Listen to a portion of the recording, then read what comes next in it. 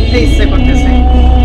মা বলছিল এখন আর যখন তখন ডাকলে সে আসতে পারবে না, আসতে গেলে তাদের পারমিশন নিতে হবে, তারা যদি অনুমতি দেয় তবেই সে আসতে পারবে।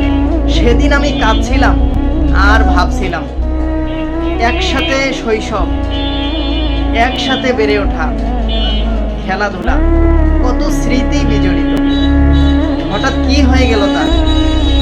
আমাদের সাথে দেখা করতেও পারমিশন নিতে হবে কারণ। তাই আজ আমি কথা বলছি প্রত্যেক ভাইয়ের পক্ষ থেকে, সেই বিবাহিত ভাইদের। তাদেরকে বলছি, ভাই, আপনার ঘরে যে বোনটা আছে তার কথা ভাবুন। সে নিজের আপন মানুষদের ছেড়ে আপনার কাছে চলে আসছে। কি অভাব ছিল তার জীবনে, শুধু আপনাকে ভালোবেসে ধর্মকে মেনে আপনার কাছে চলে আসছে। তাই তাকে আগলিয়ে রাখুন জীবনের সবটুকু দিয়ে,